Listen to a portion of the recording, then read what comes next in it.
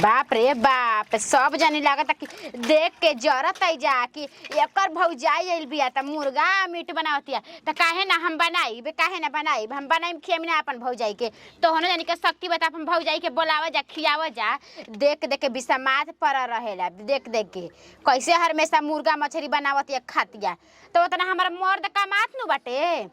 उतना हमार मर्द कमात आटे त हम बनावतनी करतनी एगो आवतड़ी कजी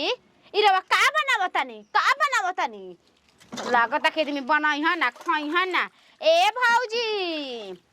कंठरियावा तनी ले आइबू ले आवा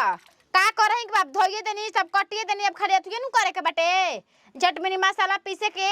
अब उसका काला के भून जा मैं आ तारा का कटोरी में निकाल के दे तब नु सब कोई दे दे के जरत अटे ऐसा ही औरी दे के जर दिया सन मर दिया सन ओई जी के जल्दी जल्दी करके कह दे जी। हाँ भौजी धो दे हनी। हाँ हो धो दे हनी दा दा धो दे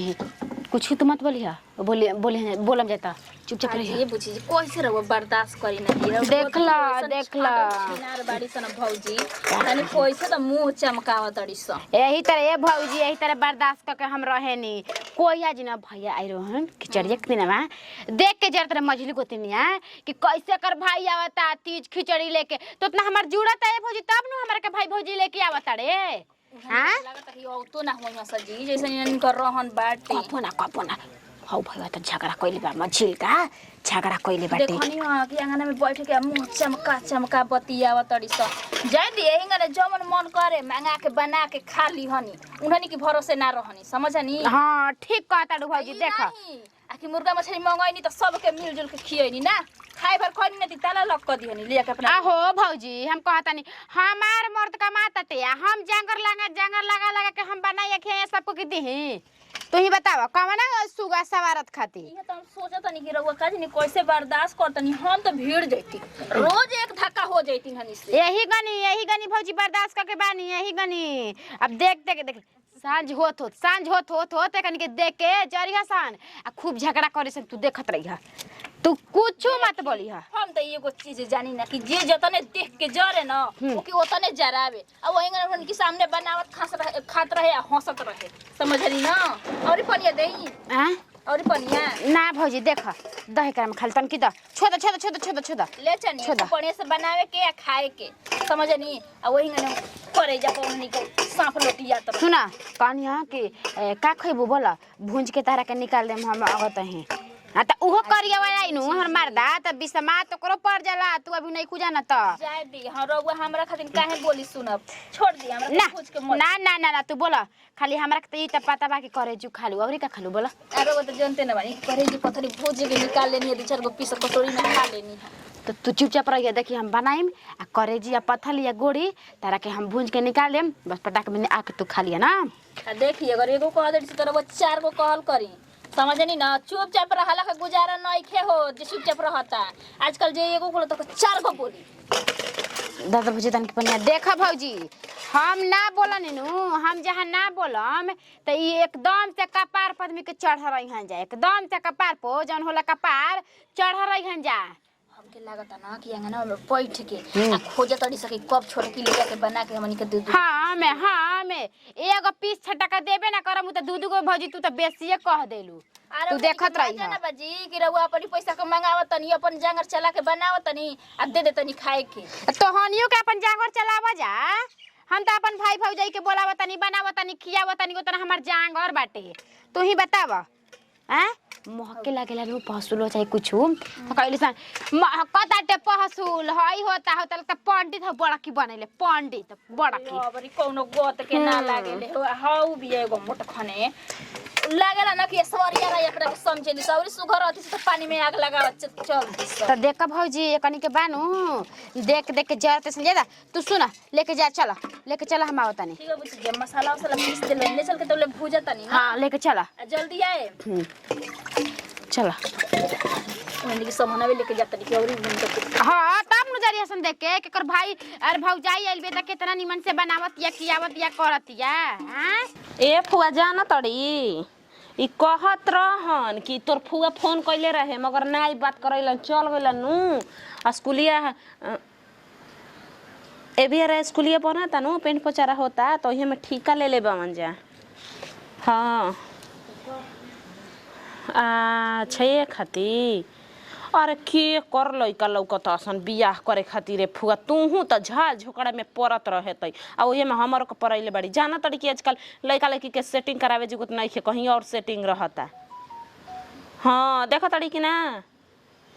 बियाह के बाद यार से फंसा रहतै सन बियाह के बाद नीला ड्राम में काट के फेंक दे तड़ी सन सब लइकी उहे नहीं खिसन तू नु देख हमारा लइकिन से नु कि जन काहे हमारे घिन बरेला हट गइल बा जीव मन कहत रही एक दिन छोटकी गोतनियो कहत रही कि एगो हमार फुआ के लइकी बिया जी बियाह करवावे के बा अपन हरवा देख के करवा दे हम कनी ये दादा करवावे के त करवाइए दे मगर आजकल करे जुगो त नहीं खे चल कहतई त देख लेम। हम बढ़िया बाई दीदी ठीक बा फुआ करतनी करम बाद में प्रणाम कुछ ना हो ये घर में होई ना का भइल ह का भइल हटे घर में रहुआ रहत नहीं लेकिन पता नहीं कि घर में के मेरा नु का करते से का नहीं किसे करते हैं बताई तनी प्रकाशवा से आ छोटी कनेवा मुर्गा मंगवले बिया के जानी घर में का करत तड़ी सन ओकर भौजाई ना आइल बिया त उ मुर्गा काहे खाती मंगवाई हो तो भौजाई के खियावे खातिर भौजी के आई हो दादा खातिर ई घर आगन में मरद मानस नहीं खसन का हुआ मेरा नु नहीं खसन ओकर से बड़ जेट की उ मुर्गा मछली बनावतिया मंगावतिया हां मंगा के आराम से बनाई है नु करी हैं ऐसे घर में मेरा नु होखे के चाहिए तू कैसे देखला हो कहत रहले प्रकाशवा कतना ए भौजी तब आजू त मजे बा हम कहली कैसे कहत नहीं जी बबुआ जी त का है छोटकी भौजी मंगैली नाही मुर्गा हम ही तो ले जाके पहुंचा के आ चले आईनी हां एही नाय नचर कनिया मंगा के बेटवन से मुर्गा मछली अंडा को कुछ खियावत अपना भौजाई के ठीक करतिया तो एही से का वो कहतवन हो टिंकू बबुआ कि का हो भौजी चटक मटक त आजकल तोहरे घरे बनता छतवा पर लुगा पसारे गइल हइन त अभी जस्ट कहत रहन त हम ना कुछ समझनी ह कनी बेटा ऐसे बक बक कइले बड़न। हां त कहिहन जे नाही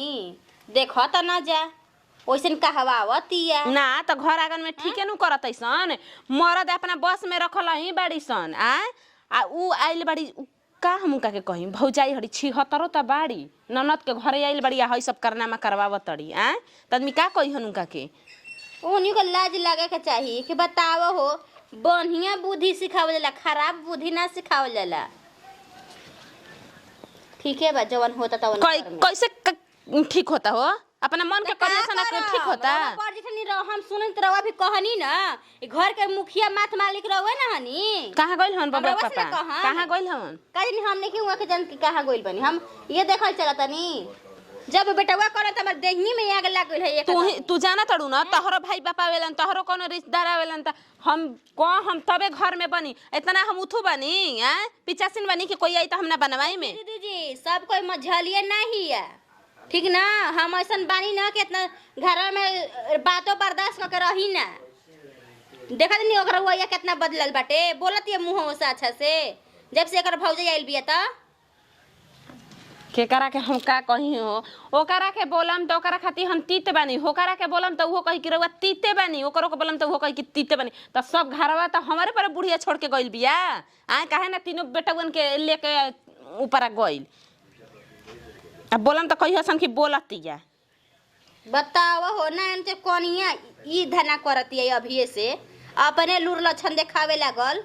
बनावत कामात मरद के गांड फाटल बाटे मैं थी हमर गतिने लौगे लगावत ऐसान गवा में के मौगे ऐसे से कहत ऐसन हैं कहवे ले कौर नाम करत तो कहिहन स नाही ठीक है बात वन करत तो हम ठीक है करत हमू बोलम न तो हम खराबे हो जातनी बार बार एकरा के बोलम त कहि कि खाली हां रौरे अंखिया बाटे हमरे के देखे खाती ओकरा के कहम त रौ हमरा पीछे पीछे घूमत चलतनी कि हम का करतनी हैं अब भौजाई बोला के खियावतिया बनावतिया बोलबो करम त ओकर भौजाइयो के मन में हो कि हम आइल बानी ना त कुरु कुरु करतड़ी जा इहे नु कहिउ हैं अपन भौजाई के बनाई में खियाम ना हो हैं देख देख के लागता कि जरत रहतड़ी जा है देखनी हां कि पंचायत बैठा रहे द्वार पर हमारा आँख नहीं खे सब हमारा आँख बाटे दाती लगा के बानी कि हमार भौजाई खाली चल जाई तब यानी के छठी के हम दूध याद करवावतानी तब पता चली कि काकला के छोटकी का करत रहे ई जानी के भाई या भौजाई कोई आवत त आदमी के आदमी एक गोड़ पे खड़ा होके सब काम धंधा करत रहा कि जाए द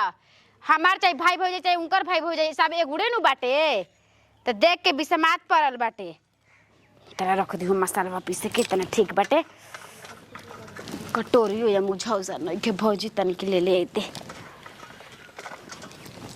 चल जल्दी जल्दी क के रख दे। का हो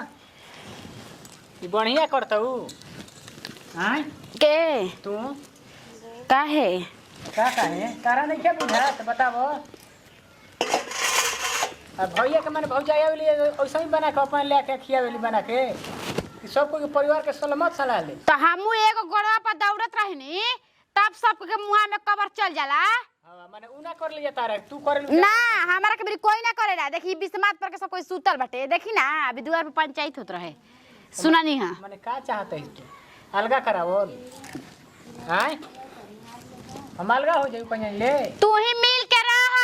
भाई भौजाई में हमारा मिले के जरूरत नहीं खे। कहां ले रुपया आइलो त किन के ले लेबे बताओ तो ई हम अपन रखल रही तू हां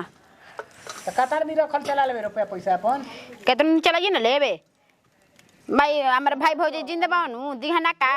हाला गुला होता अलगा बिले क दिहन जा हम कमाई ना तोरे कमा के खियावे के बा हमरा के बैठी हां सोफा पर बैठी हां बैठम ना केहू ना के दमा भी जनता नहीं खा हमारा के ज्यादा चली बता अरे अरे अरे अरे अरे अरे मार बबी मुझे मारी मारी तन कि तू मार के देख ल तेरे घर में विनाश लिखल बा तू मार के देखा तनी आज का करबे तू का करबे रे क्या करबे हैं भैया भौजाई के बात सुन सुन के आवत आदमी के कपार पर चढ़ करे के बा तोरा के हम बतावो तनी तेल डाला ओने कहां चल देला हु मचाते खाए के रहिए त पटाक से खा ली हन राछ छनाही ना दलिदर यो हो गइल बाटे बुची जी का हो भौजी का क्वेश्चन के करा के बोलत तनी जी उहे ना ठीक बेटा मरद ह मुझौसा का कुछ कोई भी कोई नहीं है का कहता नु कहता कि अपन भाई भौजी से हम अलगा ना हो खा में अलगा जी भाई भौजी हमरा के कह दे ना दैया हम बैठ जाइम तू ही कमा के खियाई हमरा के आजी कुछ खिया पिया नहीं खिस ना देले हमके त इहे लागत जबे तबे खाली भौजाइन को पछ घिचता नहीं बेटा बा मेहर हाईवे कइली से पछ ना हिची देख ली तार के रखले बाटे हाथ से समझनी बुची जी अपना हाथ में कर ली मुट्ठी में बांध के रखी आचारा में गठिया के रखी इनका के एनी ओनी ना जास नहीं तो जवन इनका ढंग बना खाली ये चाहतड़ी स कि हम जतनी कहीं उतनी हमर देवरा देखा भौजी भैंस के रखा जाला बहान के खूटा में छूटा भैंस के ना रखा जाला क घरी रखबू खूटा में रखबू ना बहान के त भाग जाई समझ गेलू हमारी वजह से लड़ाई झगड़ा मर्द मेहरा रू मत करिए ढेर दिक्कत बता बोल दे जा हम अपन मर्द के बुला के चल जाए काहे के हो काहे के तू चल जीबू तारा भी नहीं के जाके त ये तो सबके घर में सोचताटे कि झगड़ा लड़ाई या कल करसन की भाग जाए हम ना चाहब जी कि हमारी वजह से हमारा ननद के घर उजड़ जाओ आई हेनी मुंह खुला के बैठल बड़ी जा होनी मुंह खुला के बैठल बड़ी जा जहिया ए भौजी भौजी हो तन तेल डलबू केन तेल बा हो देखा था कुछ गादा नहीं कि नो कौन कहीं हे जिंदगी भर हम बोसे आइल बा अब देखा ना हो का उतारना हो बा लावा ला के ओकरा के डराता देख के जरत रहता डीजा झड़ दा अच्छा से एको दिन त ना कहले होइए जकि अरे ओकर भौजी से हम देखा तेलवा गिरे में भइली ऊ काहे कहन जा मर जिहन जे कहन जा त उनन के भाई भौजाई फुआ फूफी आवला त आदमी के लागला कि एगो गोड़ पर उफान आदमी मारत तड़न कि गोड़े नहीं के ठहरत रोवे गलत बनी समझनी उन्हनी के भाई भौजाई आवे ना सत एगो गोड़ पर कूदी ना काहे आपके मेरी गोड़ फैला ना देले बाड़ी स ना हो भौजी के अपने भैया के फोन कर दी कि आई हमरा के लिए के चली देखा ताड़ू ना देखा घर में कल कइल बिसन त जइबू तन ज्यादा तू ही तन ओकनी के बताई बुझा त जा भौजी जा न तू हो अब हम का बताई मान ले कि आपको पटी एगो हां मी हमारे जाए के पड़ी आवा छोड़ दा आवा त आवा पीछे पीछे हमारा बहुत बार डाक के बाहर हो गए तो कितना कोई सही हो सहले भरना सही हमरा नन के कुछ कोई ध्यान देते ना लोग छोटा का बार के मारा तो तड़ी जाके हमर नंदी अकेले बिया कुछ हो ना कह दे एगो कहू जे चार गो कह हमू आज इंतजारे करतनी कि कब घरे आवत तवन इनकर जाठी में काठी बोझ देतनी हाँ हम कोनो गलती तनी से कर देबे नहीं त तुरंते उनकर नु जूता उठ जाला आ सिर पे एक बार तड़ तड़ मारे लागेलन अब बोलैले बिया आ बनावत या खियावत या भवहिया त अखिया उनिया फोर के आई हन तब देखा नु कइले बेनु 4 बार फोन कि तू आवा घर पहले ता ढेर पेंट पोचारा हो गइल। चल तब पेंट पोचारा करवावत। अरे फरी का हो हई पलंग छोड़ के हई दुआर पे आके बैठल बाड़ू तहरा ऐसन कौन टेंशन हो गई? लौंग तूड़े खातिर बैठल बानी। तूड़ देम सारा अभी जानते नहीं खी। मत तुरत सारा बुझाइलू बना तड़ू तू ही दुनिया ऊपर अब सारा। अरे वे करो तनी आके हमरा के इशारा। तो बतिया का भइल बा कि इतना तू नाराज होके बोला तड़ू? घर में माई बाबू हमर बियाह क के हमरा के तरले बाड़न तो रहती नु रहती बेबाल बच्चा के रहती नु तो अब ये भाग जीती तहरा कपार पर छर छर मुत के जवने सोचा हो तो गलो सोचा कहबो तू इज्जत कइले ने खून आज करबू। तू अलगे बनेबा कि ना बनेबा खाली कह। अलगे बनेबा कि ना हाँ? बनेबा? हम अलगे बनाई अलगे खाइम। अब हमरा एक में नहीं खे तनियो सी रह गए हम बहुत दिन तक दुख है दर्द सहनी। ई कौन तार मती में गति होखे लागल कि इतना अलगा फलका के आज बात करे लगलू? काहे अब बनावत ये सब फोनवा पर छरगो दम ये रहनो जी के बना तना कहनी हां अब अलगे बनावत या आगने में सब कोई के सामने हेतना मुर्गा मंगा के अपन भौजाई के बनावत या खेवत या अपन ना जाके कह सकत ई घर में के मरद बनी न रहुआ सबसे बड़ बनी नु आ हम कहीं मार और देम त कई असन की मारत या बेसास के बनी त हमरा पर उठू कइले बिया अत्याचार करतिया। आ तो हम भाई बोर तो हमरा मिला जुला के न चले के बाद तोहरे ले खाई खालू हवा में बातें क देवे के बा गमिरता में ना हमरा बात तो जाई रहुआ कहीं घर में आदमी बंड पट्टी बजवावत वाला रहुआ हई कहतनी एगो आदमी बावन 3 गो रहुआ भाई बनी एगो मझिले बावन नु आ बाहर बावन फोन करी ये बतिया हमरा से शांति से घरा में ना लिया जाके कहले रह तू ओकर भौजाई आइल बिया सुनी तो का कही गांव में और जाके अपना शिकायते न करी। भैया जी हां जी अच्छा ई बताई पहिले हां कि जब आदमी लाजे लेहाजे उतना दिन ना न बोलस 8 दिन हो गइल ना इला हां जब रोज के इहे ननटंकी होई त घर कैसे चली बताई रहुए। अच्छा तो रोज रोज आदमी नहीं खनु आवत कबो काल आइल बड़ी बेचारी के मन दिल बा कि 2-4 दिन और ही रहली हन तो मिलजुल के रहबू जत तो हने जानी भैया जी हरकावल ठीक है परकावल ठीक ना हो तो हरकावे जाला कब कि देख लेन कि रोज रोज आवता नु तब ना के आदमी के हरकावेला न ओकर आइल बिया भौजाई तो तन की बढ़िया से मिलजुल के कहतू जा खैतू जा तो ओकरो बेचारी के मन दिल लाग रहित है ना घर आवत है फोरे खातिर घर है आ घर बनावे खातिर हमने घर में आइल बड़ी का। अब कोई आके जनवे मार दे तो ओकरा मन के बात कोई जानता दिला में कोई समाइल बा ओकर इतना जबान पहले चलेला नु बाप रे बाप सटर चलाई नु तो बंद ना करी बुझाला कि दिल्ली को ओकर फैक्ट्री ओकर मुंहे ह। अच्छा ऐसन बात बा तो हम छोटका ले कहम ना अब तो ओकरा के ना हां त जाई कि सुन कहम अपन भाई से कही त का हाजी का ह बनाई में हम खियामिना बताइए ना का कहत है हमरा के का कहत है जी गोड़ लागते दीदी जी का ताके के बाटे है ने का ताके के बाटे जब हम अपन भौजाई के बोले लेबन त हमार ना शिकायत होई हमरा के नु गांव टला कही हमरा कोई कुछ कहते रखे आ घरवे के लोग उधुगा उठा देताटे आ के कहि के नया नजर कनी हरो भसुर के सामने बैठल बड़ो त ऊ कावन की बड़ा निमन बड़ा बैठल बन है जी का जम जाए तर के मेहर में झगड़ा में तो उठ के हम जाई ना तो वे हमहू कहतनी केतना भसुर बाई त का घर से बहरी भाग जा ना जब मेहर के पंचायत के पड़ जा मेहर माउगनी हन अरे छिनरी कबे का तू आई रही तू बैठा रही कि हमरा मर्दे कबे का बैठा रहा जब जानत उनके सब कोई आई गइल भाव भसुर एक दबी जैसे उठ के धीरे से ना जब तोरा गतरी में लाज रही ना त जे बैठा रहा त ना आईती हां के हाय हर भौजाई के शिकायत करेली के हाय कहेली कि जा तू जले काहे कहे ना अरे के नाम में जानती कि छ में हम रोक जानतनी बताई ना तोरा ढेर हकार के मत बोला बुझाइल नु त का कर दे मन के जानत कि छोट बड़ है इतना चढ़त अभी हमरा सामने इतना हकार के बोला तड़ू आ ना रह थकब त कितना बोला तकबू त खाली छोटा के मुंह देखत हमरो मार दे बाटे हकड़े वाला रवन न हमरो मार देबा समझ गनी मर देबा जी का भइल काहे इतना हुल्ला हपड़ होता ई लोग तो जहिया से आइल बनी बिस्मा अरे तू भौजाई लगबू तनियो से तहरा गतरी में लाज बा हो कि हम ननद के नैहर गइल बनी हां आई कतिर कहल हो जा कि हां ओकर भौजाई तो हमरो न भौजाई भइल ई का के मुंह में से निकली हो दिया दे जा तनी हंस ले घर के मालिक नंदोई बावन तनियो से पूछल हड़ू कि हां जी झगड़ा होतटे ई अच्छा बात बाटे ना ठीक बरोबर रही मुंह में से ना निकली हटी हमर मर्द रखे का हमरा के छुए वाला छुअतनी त केहू नाट देबू तो बुझा जाई बेशरम लेखा पूरा खानदाने में होई ला शरम इन केकरा से कैसे बतियावल जाला। कतना आदमी के ला शरम बा न किया के जो गोरले बा हमनियो देखत नहीं। ए देखी हम अपने ननद के घरे आइल बानी ठीक ना आ हमरा के हर से कोई कही त हम ओकरा के कुछ समझबो ना करब ठीक ना। आदमी के हाथ में महावर लगल बाटे ना आदमी छोड़ देवा। रउए त ई सब चाल चलता नहीं रउए चाल ना चलती तू त ई सब ना होई त चाल चलता नहीं रात फुआ आई त हमें गोड़ बना दड़त रह जी आ आई का जन भईवा जलवा में चल गइल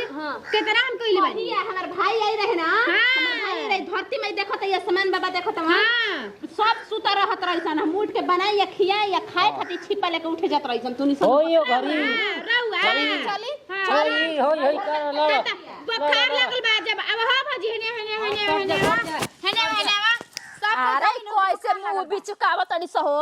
आ एक नंबर के नागिन भइल बाड़ी से तो तनी से चढ़ बढ़ के हई जाओ ऐसन डसे के ना आखि लहरो ना आइल छटपटा के मरिए जाई। ए भौजी है बड़ा की कैसे कही हमरा बुखार लगल बाटे बुखार लगल बा आ थरिया छिपा लेके धीरे से चल जाई खाए ओकर मत उठा दी कि जा हो खा बस खाए लगी करे के बेरे बीमार पड़ जाई हसा खाए के बेरे ठीक हो जाई ना हां बुखारवा बेमारवा टीबिया रोगवा काहे चल जाला उधिया जाला जा जा भगवान करे कि असही देख के जरते जिंदगी तो हम लोग के पार लग जाई तारा भी नहीं के बढ़िया से रहे के चला तारा भी नहीं जाई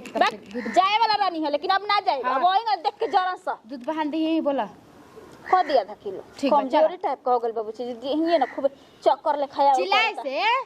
से घर में नाटक कइले बड़ी सकी का करी ये चिल्लाए तड़नु मुर्गा मछली मंगा दिन तो हत नहीं हन की आफत विपद समझ लो दूध उठाओ ना करे तब तो बाप रे बाप के लाठा घर में भूकंप आ जाई हसुरा रखल है मछली सुनी ना तन चाय बना दें दूध वाला हो आ तन टोस्ट मंगा दी एक पैकेट ठीक आ उन्होंने के सामने जाके बैठ के खाए गोड़ फैला